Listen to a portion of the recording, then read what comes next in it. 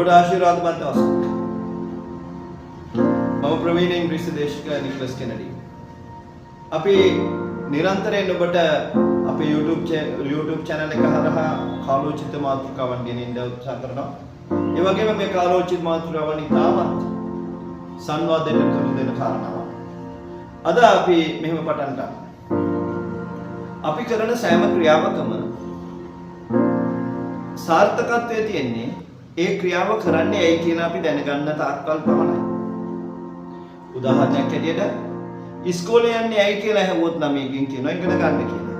එහෙනම් ඉගෙන ගන්නයි ඉස්කෝලේ යන්නේ කියලා දන්න ළමයා විතරයි ඉස්කෝලේ ගිහිල්ලා ඉගෙන ගන්න. එතකොට අපි කරන හැම ක්‍රියාවකම සාර්ථකත්වයේ තියෙන්නේ ඇයි අපි මේ දේ කරන්නේ කියන එකට සිහි බුද්ධියෙන් දැනගෙන හිටියොත් විතරයි. මම ඔබගෙන් ඇහුවොත් කන්නේ ඇයි කියලා සමහර වෙලාවට කියයි, බඩගින්නට කියයි, සමහරු කියයි ඇඟට පෝෂණය ගන්නයි කියලා. දෙකම හරි. මම ඇහුවොත් ඉස්කෝලේ යන්නේ ඇයි කියලා ඔයාලා කියයි ඉගෙන ගන්න කියලා. හරි. දැන් ඔය හැම ඇයි කියන ප්‍රශ්නයකටම ක්‍රියාපදයක හේතුවක් තියෙනවා ඔයාලට. නමුත් මම ඔයාලගෙන් ඇහුවොත් ඇයි ඔයා ජීවත් වෙන්නේ කියලා ඔයාලට පිළිතුරක් තියෙනවා. ඒකට නිවැරදි පිළිතුරක් නැත්නම් තේරුම් ගන්න ඕන එක කාරණාවක් තියෙනවා. ඔයා ජීවිතේ අසාර්ථකයි. මොකද හේතුව සාර්ථක වෙන්නේ කරන ක්‍රියාවකට ඇයි මම ඒ දේ කරන්නේ කියන දේ පිළිගත්තොත් විතරයි. සිතන්න සිටිවිල්ලක්. ඇයි මම ජීවත් වෙන්නේ? ඔයාට නිවැරදි පිළිතුරක් ආවේ නැත්නම් ඔයාගේ ජීවිතේ එහෙම පිටින් අසාර්ථකයි. මේ මිනිසුන්ට ජීවත් වෙන්න හේතු ගොඩක් තියෙනවා. සමහරු සල්ලි හම්බ කරන්න, සමහරු ප්‍රේම කරන්න, සමහරු අනිත්ුන්ට බලමුණියක් කරන්න. එක එක ක්‍රියාවන් ගොඩක් මේ ජීවත් වෙන්නේ ඇයි කියන එකට හේතු වෙලා තියෙනවා. නමුත් අපිට ඇයි කියන ප්‍රශ්නේ තුල තියෙන්නේ එකම එක දෙයක් විතරයි.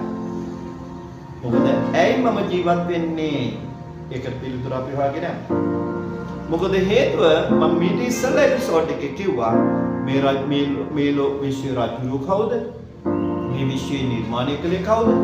ඊට පස්සේ මම මේ එපිසෝඩ් එකේදීම කිව්වා මම ඊළඟ එපිසෝඩ් එකේ කියන්නේ මේ එපිසෝඩ් එකේ මේ ලයිෆ් මැනුවල් එක ගැන කතා කරනවා කියලා. මොකද නිර්මාණයක් කරන සෑම නිර්මාතෘවරයෙක්ම ඒ නිර්මාණය කොහොමද පාවිච්චි කරන්න ඕනේ? කොහොමද ඒක ඇසෙම්බල් කරන්න ඕනේ?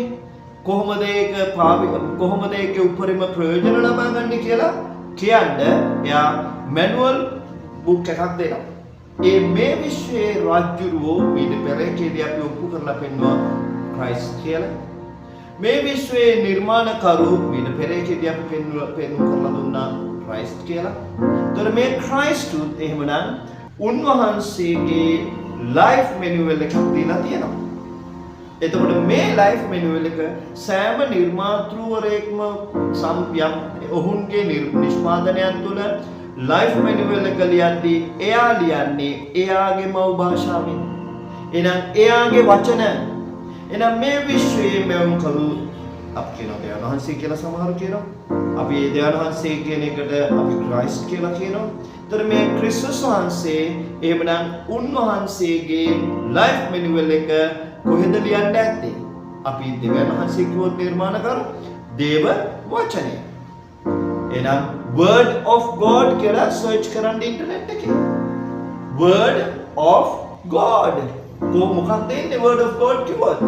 වෙන මොකුත් නෙමෙන්නේ බයිබල් කියන වචනය. එතකොට එහෙමනම් මේ ජේසුස් දෙවියන් වහන්සේගේ වචනය කියන්නේ බයිබලය. දෙවියන් වහන්සේගේ වචනේ ලියලා තියෙන්නේ බයිබලයේ. එතකොට මේ බයිබලය අරගෙන සාතනුත් එනවා. එහෙනම් කරුණා කරලා දැනුවත් වෙන්න මේ බයිබලයේම තමා සාතන් අරගෙනත් එන්නේ. ඒ සාතන් අරගෙන එන බයිබලයේ අපි බලන්න ඕනේ සාතන්ද නැද්ද කියලා. මේ බයිබලානුරූපයෙන්ම තමයි. බයිබලය උපයෝගී කරගෙන බයිබලයේ වචනයත් එක්ක යම් ඉගැන්වීම් අපි ක්‍රොස් චෙක් කරන්නේ. නමුත් ඒවා සංසන්දනාත්මකව බලද්දී අපිට පේනවා මේ එන්නේ නම් සාතන්ගේ වචනයයි කියලා. බයිබලෙම අරගෙන සාතන් එන්නේ. නැත්තම් සාතන්ට වෙනම ස්ක්‍රිප්චර් එකක් වෙනම ලියවිල්ලක් නැහැ. එතකොට අපි දැන් අද කතා කරන්න යන්නේ මේ බයිබලයේ එහෙම නැත්නම් දෙවියන් වහන්සේගේ වචනේ විලියවලා තියෙන බයිබලයේ කොහොමද සාතන් විසින් පාවිච්චි කළේ කියන එකයි. එහෙම නැත්නම් ඇන්ටි ක්‍රයිස්ට් කියන එක ගැන අපි අද කතා කරන්න යන්නේ.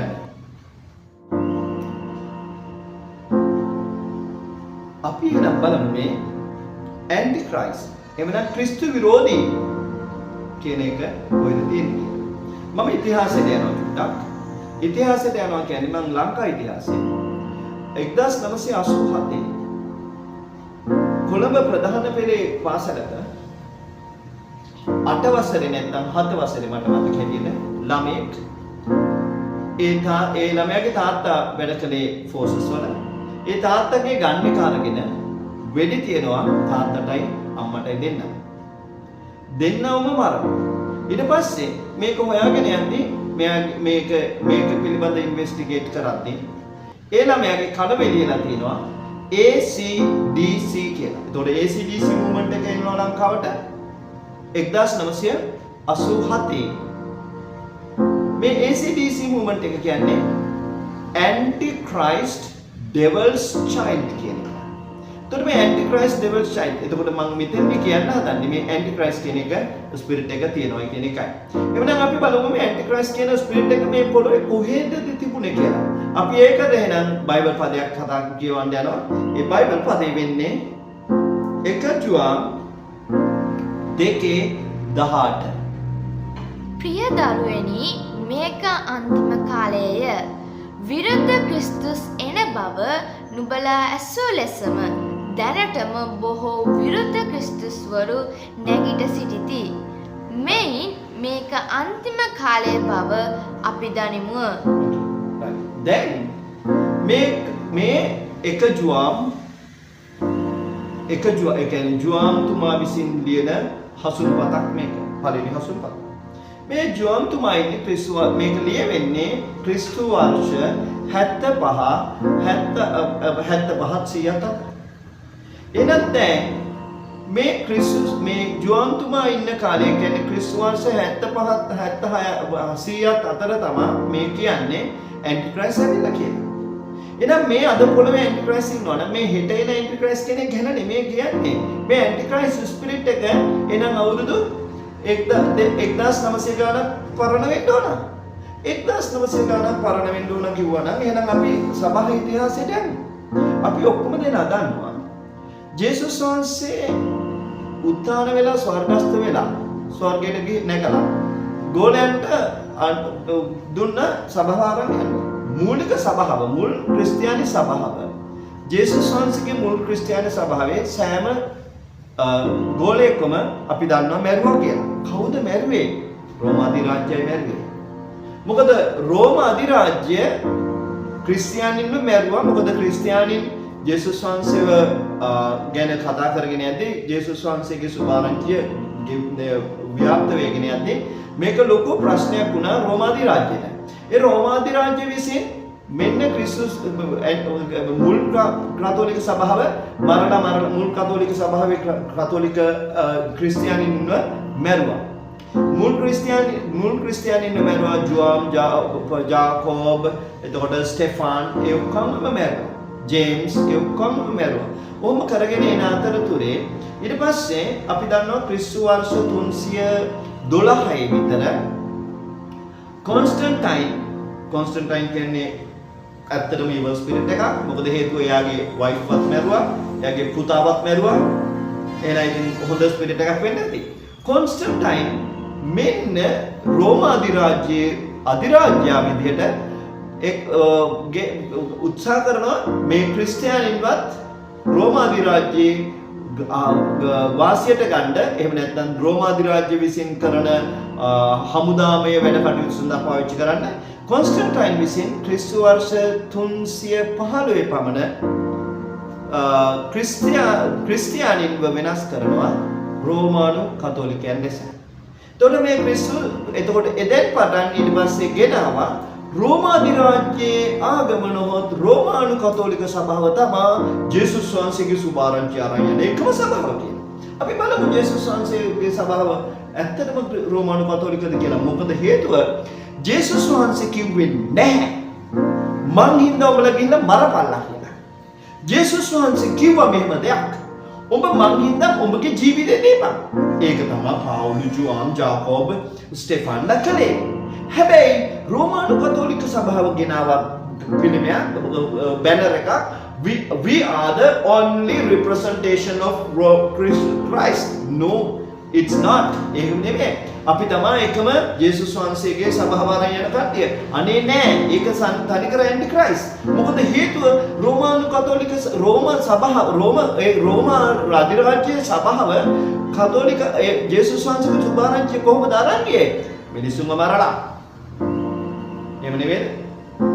එහෙමනම් ජේසුස් වහන්සේ කියනවා උඹලා මං වෙනුවෙන් මැරියන් කියලා. ජේසුස් වහන්සේ කියනවා උඹලා මං හින්දා මරපන් කියලා. එහෙනම් එතකොට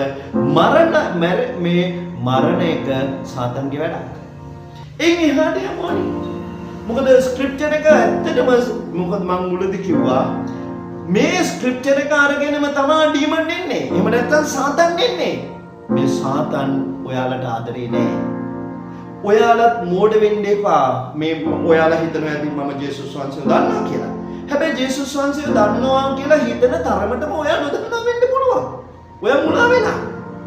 මොකද ස්ක්‍රිප්චර් එකේ කියනවා පළවෙනි පනත කියන්නේ ඔයාලා හිතන පනත නෙමෙයි. ඔයාලා සමහර වෙලාවට ජේසුස් වහන්සේව අදහනවා කියන කට්ටිය හිතනවා අපි දන්නවා කියලා. ඒ සභාවන් වල මම සුපූජකෙක් වෙන්න ඉගෙන ගත්තා. සෙමිනේරියේ හිටපු එක්කෙනෙක්. එතෙන්දී අපි ඉගෙන ගන්නවා. එතෙන්දී අපි ඉගෙන ගත්ත මෙහෙම දෙයක්. එකම දෙවියන්ට වන්දනා කරා. මොන බොරුද? ඒක ඇවිල්ලා මං හිතන්නේ රෝමා අධිරාජ්‍යයේ පාලකයන්ට දීපු එක වෙන්න ඇති.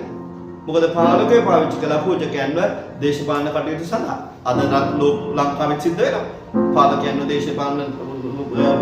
දේශපාලන න්‍යායන් සඳහා පාවිච්චි කරනවා. එතකොට මෙන්න මෙහෙමයි. මෙතෙන්දි කාරණා වෙන්නේ ජේසුස් වහන්සේ මරණ්ඩයි කිව්වේ නෑ. ජේසුස් වහන්සේ කිව්වේ මැරියන්ලා කියලා. ඒත් එක්කම පළවෙනි පනත කියන්නේ සැබෑවෙකම දෙවියන්ට වන්දනා කරව නෙමෙයි. සැබෑවෙක දෙවියන්ට වන්දනා කරව කියන්නේ සමහර වෙලාවට ඔය ඇවිල්ලා මෝසෙස්ට දීපු වනනන් නෙමෙයි. මෝසෙස්ට දීපු වනේ මෙන්න මෙහෙමයි කියන්නේ. මම මිසර දේශයේ වහල් කමින් නුඹව පිටතට ගෙනාවා ස්වාමීන් වහන්සේ වෙමි. මායරන් කිසිම දෙවි කෙනෙක් නුඹට නොසිටිය යුතුය. කැපූ රූපයක් උඩ හසේ හෝ පහත පොළොවේ ඇති කිසිම දෙයකට මාව සමාන කරගත නොයුතුය. ඒවා නොයවසන්නා තමාට ප්‍රේම කරන්නාගේ පරම්පරා දක්වා ප්‍රේම කරන්නා වූ තමාට වෛර කරන්නාගේ පියවරුන්ගේ අදර්ශිෂ්ඨකම් වලට දරුවන්ට විපාක දෙන්නා වූ දෙවි කෙනෙක් මම. ඕකයි පළවෙනි පනත. එමනම් දැන් බලන්න මේ වචනයට සාපේක්ෂව වචනයත් එක්කම යනවද මේ සභාවන්? අපිට කිසිම කරදරයක් අපිට කිසිම මේකක් නැහැ, කිසිම තරහක් නැහැ, කිසිම ආගමක් එක්ක. නමුත් ඒ ආගම් පිටිපස්සේ ක්‍රියාත්මක වෙන අශුද්ධ බලවේගයන් එක්ක අපි තරහයි. මොකද හේතුව ඒ අශුද්ධ බලවේගයන් ඔයාලව මුලාවේ තියලා, ඔයාලගේ ජීවිත කාලය තුල ඔයාලව මුලාවේ තියලා ජේසුස් වහන්සේගේ ඒ අනර්ග sacrifice එක නැත්නම් ජේසුස් වහන්සේගේ කුරුසයාගය නිකන් නාස්ති වෙන්න සලස්වනවා. මේ ලෝකෙ කිසිම දෙයක් ඔයාලට වැඩක් වෙන්නේ නැහැ. මොකද හේතුව ඔයා මැරෙද්දී කිසිම දෙයක් කරන් යන්නේ නැහැ. අනේ ඔයා ජේසුස් වහන්සේ ගැන දන්නවයි කියලා හිතන කෙනෙක් නම් කාරුණිකව මතක තියාගන්න මේ ලෝකෙ කිසිම දෙයකට වඩා ඔයාගේ ස්වර්ගයේ ගමන ගැන හිතන්න. මොකද නිරය කියන එකයි ස්වර්ගය කියන එකයි සැබෑ. ඒ හින්දා තමයි සෑම ආගමකින්ම ඔය හොඳ තැනක් ගැනයි නරක ගැනයි කතා කරන්නේ. අනේ නිරය කියන එක තාමත් භයානකයි. ඉතින් අපි හීන වලටත් බයයි. අපි සමහරු කළුවර යන්නත් බයයි. සමහරු ඇක්සිඩන්ට් වෙනවටත් බයයි. හැම වෙලාවෙම බය තියෙන මිනිස්සු මොනතරම් භයංකාර තැනකට යන්නද මේ බලාගෙන ඉන්නේ. එච්චර මෝඩ වෙන්න එපා. යම් කිසි මෝඩ පිරිසක් විසින් නිර්මාණය කරපු චින්තනයක් ඔස්සේ යන්න එපා. ඒ හින්දා මම ඊටමත් ප්‍රේකහෙපත් දෙවන් වහන්සේගේ නාමයෙන් ඉල්ලා සිටිනවා හැරෙන්න සිටිවිල්ල වෙනස් කරගන්න ඔයාගේ නායකත්වය ඔයාට දැන් ඔයාට රස කැරට්ටලයක් වගේ ඔයාට ඇති නායකත්වයක් දීලා අනේ ඒ නායකත්වයත් එක්ක ඔයා නිරේට බහින්න එපා මොකද ඒ නායකත්වයත් එක්කම මාර විනාශයක් තියෙන්නේ මොකද මම දැකලා තියෙනවා ගොඩක් වෙලාවට නායකත්වය ඔස්සේ ගිහිල්ලා මාර විදිහට මිනිස්සු විනාශ වෙනවා මේ ලෝකේ කිසිම දෙයක් වැඩක් නැහැ ජේසුස් වහන්සේ හොයාගන්න නිවැරදි බයිබල් බේස් චර්ච් එකකට යන්න ඔය වැරදි තැන ඉඳලා මැරිලා අපායට යන්න හදන්න එපා ඔය වැළලෙන්න තැන හොයාගෙන අපායට යන්න මාර්ගයක් හදාගන්න එපා මොකද හේතුව තවත් මට කියන්න පුළුවන් කාරණා තියෙනවා ජේසුස් වහන්සේව පිළිගත්තට පස්සේ ජේසුස් වහන්සේගේ සුභාරංචි එකම එක දෙයයි කියන්නේ උඹලා ධර්මිෂ්ඨයි කියලා. එතකොට දෙවියන් වහන්සේගේ වචනේ කියන උඹලා ධර්මිෂ්ඨයි මේක තමයි ලයිෆ් manual එක ලයිෆ් manual එක කියන්නේ බයිබලයේ මම කිව්වා ඒ බයිබලයේ ලියලා තියෙනවා ජේසුස් වහන්සේ පිළිගත්තට පස්සේ උඹලගේ අද පාපය හෙට පාපය ඊයේ පාපය සියල්ලක් සේදෙනවා එහෙමනම් උඹලා ධර්මිෂ්ඨයි හැබැයි යම් ආගමක් විසින් උඹලා පව්කාරයෝ කියලා කියනවා නම් වා මැරිච්ච දවසට විනිශ්චයට ගියහම කියන්නේ මොකක්ද දන්නවද දෙවියන් වහන්සේ අහයි ඔයාගේ නම කියලා පව්කාරයේද ධර්මිෂ්ඨයේද කියලා ඔයා මාර විදියට නලල දණහිස්සට ගහලා කියයි ස්වාමිනේ මම පව්කාරයෙක් කියලා විනිශ්චයකට ඉස්සරහ ගිහිල්ලා වැරදි කරු කිව්වොත් ඒ විනිශ්චය කරුට කරන්න තියෙන්නේ පනිෂ්මන්ට් එක දෙන එක විතරයි. ඔයාට පරණ පරම්පරාවන් විසින් ඒ කියන්නේ ආච්චිලා සීයලා අම්මලා තාත්තලා විසින් දාපු බහුබූත සිතිවිලි වලට අහු වෙන්න එපා.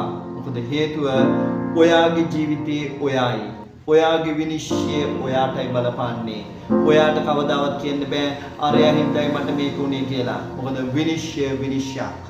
එහෙනම් කරුණා කරලා දැන් බුද්ධිමත් දෙවියන් වහන්සේගේ ස්වරූපෙට මවපු ප්‍රඥානවන්ත මිනිසෙක් ලෙස වෙනස් වෙන්න හැරෙන්න බයිබල් බේස් චර්ච් එකක් හොයාගන්න ඒ චර්ච් එකට ගිහිල්ලා ජේසුස් වහන්සේගේ වචනේ ඉගෙන ගන්න මේ ලෝකයේ ක්‍රියාකාරකම් ඔයාව ස්වර්ගයට අරන් යන්නේ නැහැ නිරයට විතරයි මොකද මේ ලෝකයේ ක්‍රියාකාරකම් එක රැඳිලා මේ නිරයට යන්න ලෑස්ති වෙන්න එපා නිරය ඇත්තටම නිරයක් එහෙනම් මම ඊටමත් කාරුණිකව ජේසුස් වහන්සේගේ නාමයෙන් ඉල්ලා සිටිනවා හැරෙන්න ඔය එක එකාට අවශ්‍ය විදිහට තමන්ගේ ජීවිතය ගත කරන්න එපා ජේසුස් වහන්සේ කියූ ආකාරයෙන් ඔබ මං වෙනුවෙන් ජීවත් වෙයන් කියලා තමයි ජේසුස් වහන්සේ කිව්වේ මවත් පියාත් අතහැර මං වෙනුවෙන් ජීවත් වෙන්න කියලා මොකද හේතුව දෙවියන් වහන්සේ ඔයාට දීපු ජීවිතය ඔයයි ගණන් දෙන්න ඕනේ ඒ හින්දා ඔයාගේ තීරණ ඔයාට ප්‍රතිඵල ගෙන දෙයි අනිත් මිනිස්සුව සතුටු කරන්න ජීවත් වෙන්න යන්න එපා මොකද හේතුව මේ විසබෝර සමාජය තුල ඔයා පැටලිලා වැටෙන්න ඉඩ තියෙනවා එහෙනම් ඊටමත් කාරුණිකව ඉල්ලා සිටිනවා මේ සිතුවිලි සියල්ලක් ගැන හිතලා බලන්න ඇන්ටි ක්‍රයිස්ට්ගේ ඉගැන්වීම් වලින් බේරිලා ගැලවිලා යන්න මොකද ජේසුස් වහන්සේගේ වචනේ ජුවන්තුමා කියනවා ඇන්ටි ක්‍රයිස්ට් එතකොටත් හිටියා කියලා එහෙනම් ක්‍රිස්තුස් 100 විතරයි එහෙනම් ඒ ඇන්ටි ක්‍රයිස්ට් දැන් වසර 1900 ගාණක් වයස වෙන්න ඕන. එහෙනම් 1900 ගාණක් වයස වෙච්ච ජේසුස් වහන්සේගේ සුභාරංචිය කියන ග්‍රන්ථේ මං කිව්ව මේ ඉස්සල්ලා සාතන් ඉන්නේ දෙවියන් වහන්සේගේ වචනේම අරගෙන ඉන්නවා. ඒ හින්දා මොකද සාතන් ජේසුස් වහන්සේව පරීක්ෂා කරන්නෙද්දී ග්‍රන්ථය අරන් ආවේ. ග්‍රන්ථයේ ලියා තිබෙනවා ඔබගේ පයක් වදින්න නොදී ආරක්ෂා කරනවා කියලා. ඒ හින්දා ඔබ දෙවියන් වහන්සේගේ පුතා නම් පැනපන්.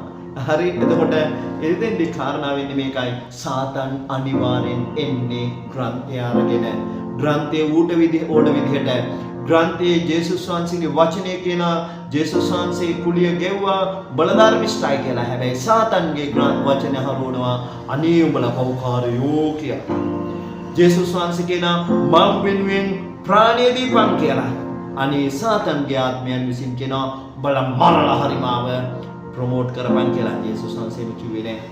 එහෙනම් කාරුණික වෙලා සිටිනවා මරණයෙන් පස්සේ ගැලවීමට යනු පිණිස මැරිලා වනනන තැන ගැන හිතන්න එපා. ගොඩක් මිනිස්සුන්ට ඕකයි දැන් ප්‍රශ්නේ වෙලා තියෙන්නේ වැළෙන තැන නැතුව යනවා කියලා.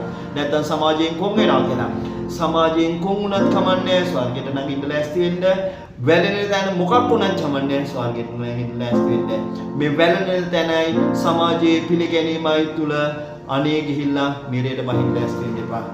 So I pray that you will be blessed with the mercy of God, and God will give the angels the command to surround you and to protect you in your life, and may you be blessed to take a very wise decision which will impact your eternity in Jesus' name. Amen. ඇත්තෙන්ම අපේ පෙර videos වලට ඔයාලගේ ඉතාමත් හොඳ ප්‍රතිචාරයන් තියෙනවා. අපි ඒකට ඇත්තෙන්ම ස්තුතිවන්ත වෙනවා. අපේ ඉස්සරහ එපිසෝඩ්ස් තියෙනවා මිනිසා අසාමාන්‍ය සත්වයක කියලා. මොකද හේතුව හිතුවත් කරන්න බෑ, මිනිහෙකුට හිතුවත් කරන්න බැරි දෙයක් නෑ. Try and try, one day you can fly. මේ කාරණාවලදී ගම්ම වෙන දෙයක් තියෙනවා. මිනිසා කියන්නේ අපි හිතන මිනිස්සෙක් නෙමෙයි. ඒ අස්වාභාවික මිනිසයා ගැන අපි ඉස්සරහ එපිසෝඩ් වලදී කතා කරන්න යනවා. මේ මිනිසයාගේ අස්වාභාවික බලය තියෙන්නේ කොහෙද කියන අපි ගැන කතා කරන්න යනවා. ඒ කාරණා ඒ නිසා අපි ඔබගේ කාරුණික විල්ලා සිටිනවා. ඉස්සරහ එපිසෝඩ් එකක්වත් ඔයාලට මිස් නොවෙන පිණිස අපිව subscribe කරන්න. එතකොට ඔයාලට subscribe කරන්න. ඒ වගේම මේ දත්ත ඔයාට සංවාදාත්මක වුණොත් හෝ වැදගත් වුණොත්, සංවාදාත්මක වුණොත්, ඔයාලට ගැලපෙන්නේ නැත්නම් වෙන කෙනෙකුට දීලා ඒ ගැන විස්තර විමසන්න. එහෙම නැත්නම් ගැලපෙන්නේ නැත්නම් ඒත් එක්කම වටිනවයි කියලා හිතෙනවා නම් තව එක්කෙනෙක් සමග share කරන්න. ඒත් එක්කම අපිට ඉතාමත් වැදගත් අපේ YouTube channel එක ප්‍රවර්ධනය වෙන පිණිස කරුණා කරලා ඔබගේ comments, ඒ කියන්නේ අපිට නොපෙනෙන පැත්තක් ඔයාලට පේනවා ඇති. ඒ comments අපි ඔයාලගෙන් බලාපොරොත්තු වෙනවා. මොකද ඊළඟ හොඳ සේවාවක් දෙන්න පිණිස ඔබගේ comments අපිට ඉතාමත් අගය කර සලකනවා. comment කරන්න, share කරන්න, subscribe කරන්න. Right, may God bless you.